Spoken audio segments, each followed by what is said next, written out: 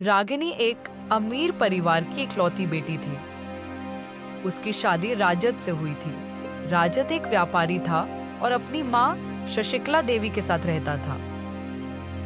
शशिकला देवी एक सरल स्वभाव की महिला थी। शादी के बाद जब रागिनी ने पहली बार ससुराल में कदम रखा तो उसकी सास शशिकला देवी ने बड़े प्यार से उसका स्वागत किया और कहा, आओ बहू, हमारे घर में तुम्हारा स्वागत है।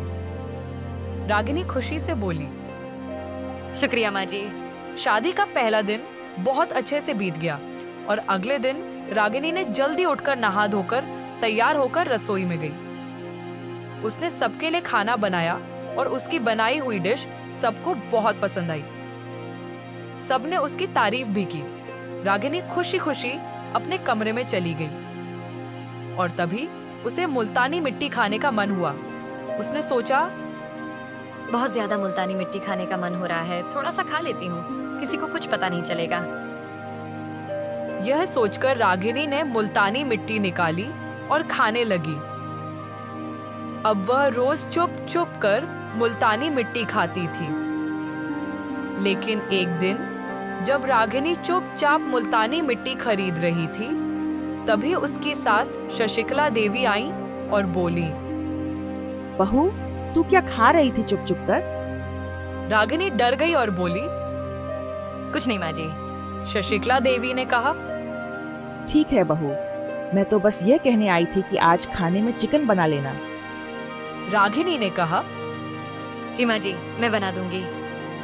शशिकला देवी अपने कमरे में चली गई। रागिनी फिर से मुल्तानी मिट्टी खाने लगी और सोचने लगी, हे भगवान, बच गई आज तो। अगर माँ जी को पता चल जाता तो क्या होता।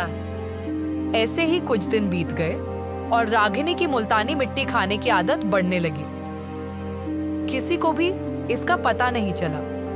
अब तो वह दिन रात सिर्फ मुल्तानी मिट्टी खाती थी। खाने के साथ भी मुल्तानी मिट्टी मिलाकर खाती थी।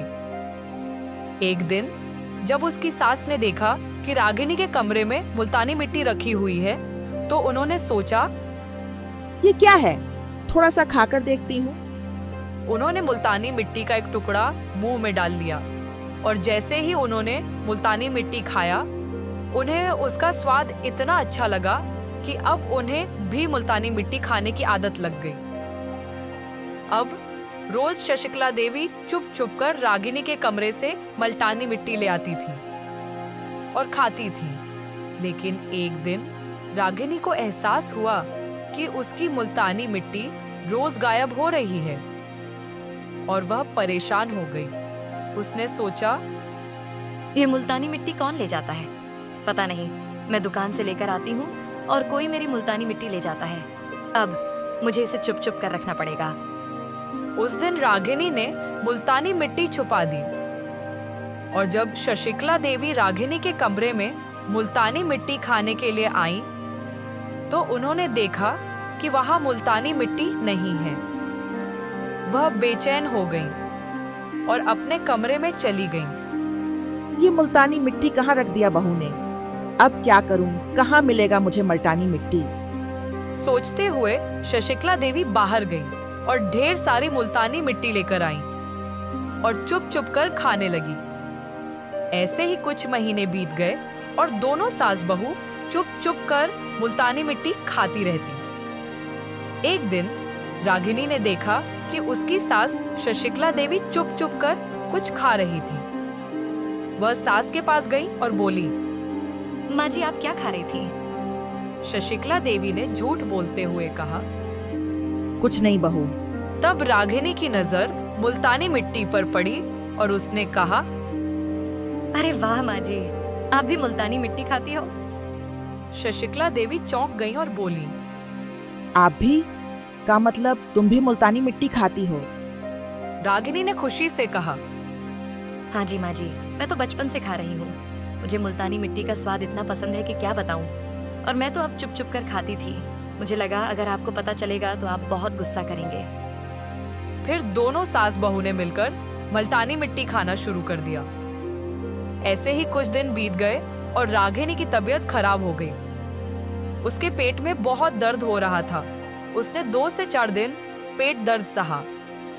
पर एक रात उसकी तबीयत बहुत ज्यादा खराब हो गई। उसके पति राजत ने देखा और उसे लेकर डॉक्टर के पास गए। डॉक्टर ने चेकअप करके बताया कि रागिनी की तबीयत मुल्तानी मिट्टी खाने से खराब हुई है। अगर यह आदत नहीं छोड़ी तो और भी ज्यादा तबीयत खराब हो सकती है। घर वापस आने पर राजत ने कहा, तुम मुल्तानी मिट्टी खाती हो, यह तो मुझे नहीं पता था। पर क्यों खाती हो? घर में खाने की चीजें कम है क्या?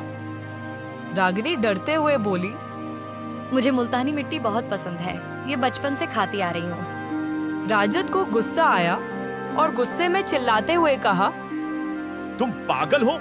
यह सब खाकर तुम्हारा तबीयत खराब हो गया और तुम्हें यह पसंद है? रागिनी चुप हो गई। उसने कुछ नहीं कहा।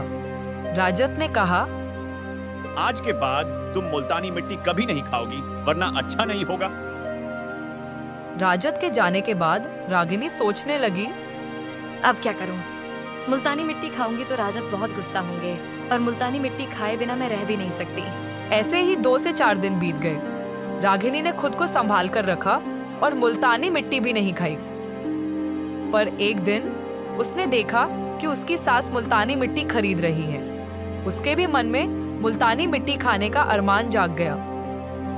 वह सास के पास गई और मुल्तानी मिट्टी का एक टुकड़ा लिया और खाने लगी। ऐसे ही रागिनी और उसकी सास ने फिर से मुल्तानी मिट्टी खाना शुरू कर दिया। फिर एक दिन शशिकला देवी की भी तबीयत खराब हो गई। उसने अपनी सास को दवाई दी और उसकी तबीयत ठीक हो गई। लेकिन अब भी दोनों सास बहू मिलकर दिन रात मुल्तानी मिट्टी खाती थी। ऐसे ही कुछ दिन बीत गए और रागिनी की तबीयत फिर से खराब हो गई।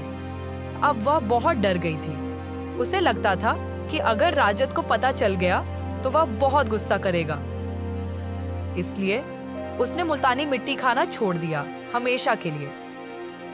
और सास को भी समझाया और कहा, माँ जी, मुल्तानी मिट्टी खाना छोड़ दीजिए, इससे हमारे शरीर में खून की कमी होगी और तबीयत भी खराब होगी। मैंने छोड़ दिया है, आप भी छोड़ दीजिए। अगर राजत को पता चलेगा तो वह बहुत गुस्सा करेंगे। उस दिन दोनों सास बहू ने सारी मुल्तानी मिट्टी फेंक दी और हमेशा के लिए मुल्तानी मिट्टी खाना छोड़ दिया। कुछ दिनों में दोनों की तबीयत भी ठीक हो गई और अब दोनों खुशी खुशी रहने लगी। तो दोस्तों, क्या आपके आसपास भी कोई ऐसा है जो मुल्तानी मिट्टी चौक या ऐसी कोई चीज खाने की आदत रखता हो? अगर हाँ, तो नीचे कमेंट करें। और अगर आपको हमारी कहानी पसंद आई हो तो हमारे चैनल को सब्सक्राइब करें और बेल आइकन दबाएं ताकि ऐसी नई कहानियों की नोटिफिकेशन आपको सबसे पहले मिले।